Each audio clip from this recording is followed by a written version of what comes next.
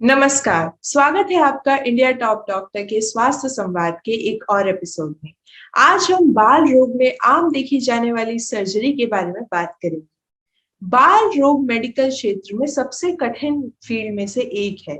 बच्चों और छोटे बच्चों पर ऑपरेशन की जटिलताओं के कारण बाल चिकित्सा सर्जरी चिकित्सा क्षेत्र में सबसे कठिन प्रकार है।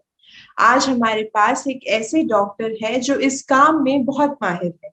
डॉक्टर अशोक आनंद ठाकुर एक बहुत प्रसिद्ध बाल रोग विशेषज्ञ जिन्हें कई पुरस्कारों से सम्मानित भी किया गया है।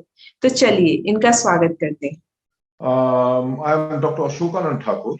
मैं पेडियाट्रिक और नियोनेटल सर्जन हूँ और I have done my super speciality from Grant Medical College Mumbai and from last 10-15 years I am practising here in the Patna, Bihar, and I am still in the Patna medical college being in charge of the Department of Pediatric Surgery. So I am doing all the cases of newborn and pediatric, whatever the anomalies is there. So all type of deformity जो आते हैं बच्चों का, हम लोग उसको correct rectify करते हैं। तो सर, बच्चों में सामान्य बाल चिकित्सा सर्जिकल समस्याएं क्या है? देखिए, कॉमनली दो तरह की समस्याएं होती हैं बच्चों में। दो ग्रुप अगर मान के आप चलें कि एक न्यूनेट और एक पेडियाट्रिक एज ग्रुप। न्यूबॉर्न जैसे जन्म हुआ बच्चे का, तो उस कंडीशन में आपको जैसे एक डिफॉर्मिटी होता है जो दिखता है। जैसे suppose baby after birth his intestine is outside the abdomen, तो वो दिखेगा अगर इसका तो ये एनोमली है, जो एक लेमन भी देख के कह सकता है कि हाँ इसको प्रॉब्लम है। तो वैसा डिजीज, जैसे कि बहुत सी डिजीज है, जैसे कि बच्चे का एनस नहीं बना होता है, पैखाने का रास्ता नहीं है उसको, या बच्चे में जो मैंने बताया गैस्ट्रोस्किस, उसके अलावा जेनाइटल्स का एनोमली जो बहुत कॉमन है। You can't differentiate whether he is male or baby is male or female like this. तो these are the common condition, वो तुरंत पकड़ में आती है। कुछ ऐसे बच्चे होते हैं जिनका कि जैसे फीडिंग लिया, after giving the feeding after 2 to 3 days he started vomiting, हाँ, तो दैट इज कॉल्ड एट्रेसिया। और बहुत सा जो ऑब्स्ट्रक्टिव डिजॉर्डर है इंटेस्टाइन का, वो रहता है। कुछ बच्चों में जो कॉमन आता है, जो like tracheoesophageal fistula with esophageal atresia, झाग जैसा बच्चे का मुंह से आ रहा है और वो फीडिंग के बाद वॉमिटिंग कर रहा है, he has very much respiratory distress, his breathing is very fast. So these are the common disease in the newborn. Apart from that, in older children we are dealing with mostly with the hernia. एक बहुत ही common disorder है hernia, inguinal hernia. And फिर आपको constipation, it may be Hirschsprung disease like this, जिसमें कि कब्जियत ऐसी है बच्चे को जो 5 days, 7 days, 10 days तक स्टूल नहीं पास कर रहा, तो वो डिजीज हो जाती है जो बच्चों में आपको कॉमनली मिलती है। जो दो तरह की डिजीज एक्चुअली मैंने इसलिए बताया कि कुछ चीजें होती है जो कॉन्जेनाइटल होती है, जो डिजीज है वो सिंस बर्थ है। It may present at birth, it may present after the birth, after some time, और some are the acquired disorder like other disease, वो तो जो जनरल सर्जरीज में होते हैं वो एक्वायर्ड डिजॉर्डर आते हैं। तो कॉमन यही डिसऑर्डर्स होते हैं, और अवेयरनेस अगर रहते हैं अगर अटेंडेंट में, तो they are coming very fast to us. जी बिल्कुल।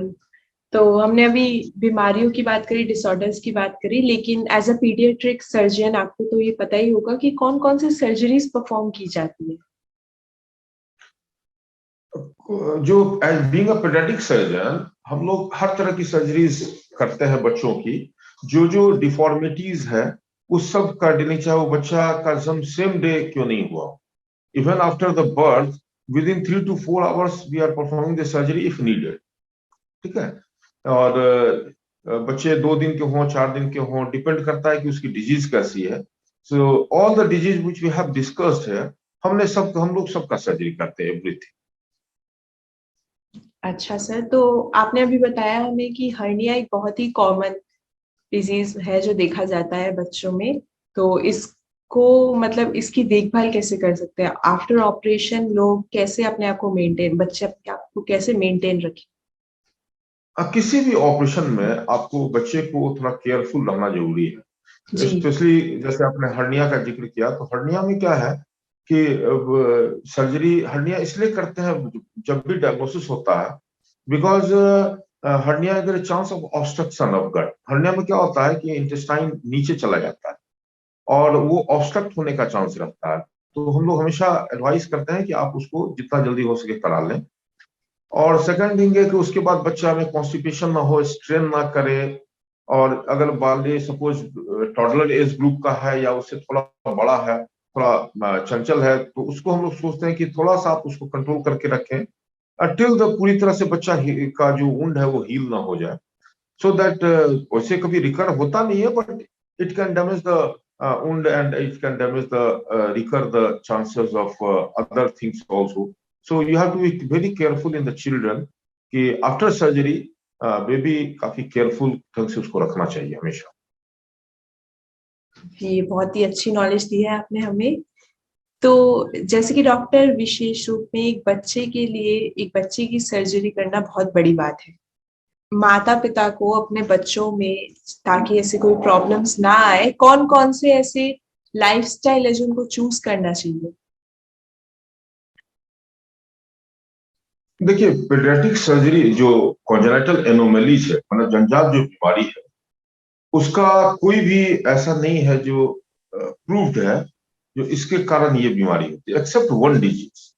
One disease called neural tube defect, जिसको कॉमन भाषा में हम लोग कॉमनली जो यूज करते हैं मेनिंजोमाइलोसिस या लाइपोमेनिंजोमाइलोसिस, जो भी आता है न्यूरल ट्यूब डिफेक्ट में आता है। मेनिंजोमाइलोसिस जो फोलिक एसिड की डिफिशियंसी अगर मदर में हो तो उस कंडीशन में ये डेवलप करता है। ये एक छोटा सा जो फोलिक एसिड डिफिशियंसी की वजह से मेनिंजोमाइलोसिस डेवलप करता है मदर में, और वो स्पाइन होता है पीछे में, उसमें एक छोटा सा या छोटा बड़ा कुछ भी हो सकता है, वो एक जिसको कहते हैं ना गांठ या एक झिल्ली जैसा एक मेम्ब्रेन की तरह होता है।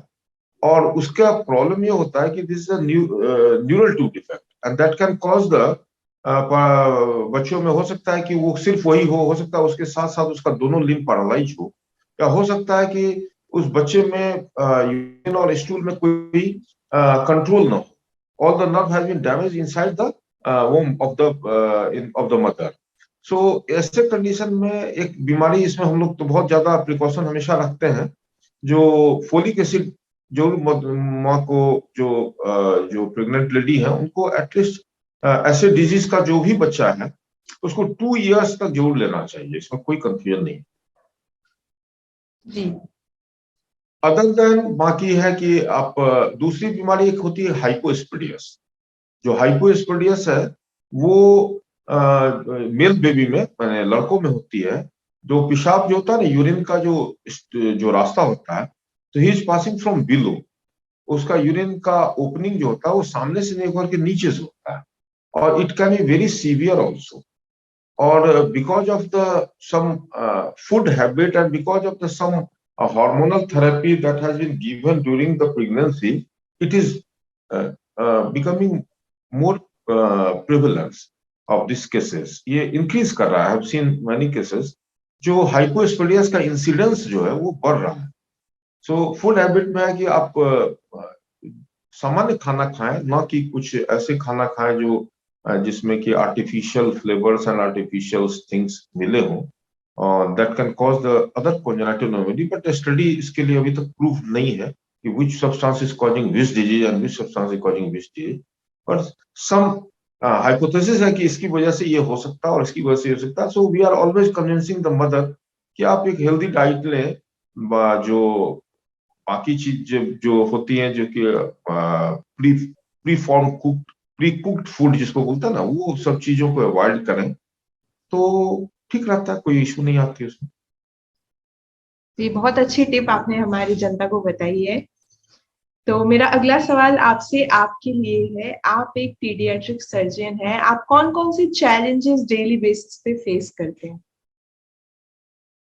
जो बच्चे जो आते हैं ना, उसमें 2-3 चीजें हमने अभी तक देखा है। एक तो जो ये पेडियाट्रिक सर्जरी बहुत ज्यादा जो केसेस में है जो बच्चों को होता है, वो थोड़ा सा गरीब जो लो सोशियो इकोनॉमिक ग्रुप का रहता है। तो बच्चों में एक तो सबसे पहला प्रॉब्लम आता है कि वो हमारे पास कब आते हैं बच्चे। जैसे डिलीवरी हुआ और उसको कोई सपोज उसको टीएफ है, ट्रैकोइसोफेजियल फिस्टुला विद इसोफेजियल एट्रेसिया, तो उसको मुंह से झाग आ रहा है बच्चे को जो चेस्ट है उसमें काफी तेज रेस्पिरेशन हो रहा है, तो उसमें न्यूमोनिया तुरंत डेवलप होने का चांस रहता है। तो आप उसमें जितना जल्दी इंटरवेन करेंगे, बेबी का रिजल्ट, सर्वाइवल का रिजल्ट ज्यादा अच्छा होगा। तो एक है कि वो कितने टाइम में हमारे पास आए। जैसे रूटीन में आपने बताया, जैसे आपको बताया, जैसे किसी बच्चे को, एक सामान्य बच्चा up to 48 hours after birth he should pass the stool, उसको पॉटी होना चाहिए, ठीक है। और 24 आवर में यूरिन होना चाहिए। अगर 48 आवर क्रॉस कर जाता है किसी बच्चे में आफ्टर डिलीवरी, आफ्टर बर्थ, तो एक कॉन्शियस आता है कि इसको कहीं हस्बैंड भी इसको नहीं, ठीक है। तो उस समय में लोग छोड़ देते हैं, फिर धीरे धीरे धीरे कर क्या होता है, बच्चे में malnutrition, vitamin deficiency, iron deficiency, क्योंकि प्रॉपर न्यूट्रिशन नहीं होता है, is passing stool 5 days 7 days 10 days। So in that cases where there you are suspecting कि कुछ अदर प्रॉब्लम हो सकता है, they must consult the pediatric center whenever they are, जहां भी है वो अपने आसपास के पेडियाट्रिक सेंटर से जरूर एक बार मिले, जो इसको पॉटी नहीं हो रही है इसमें, या पेशाब सामने से नहीं हो रहा।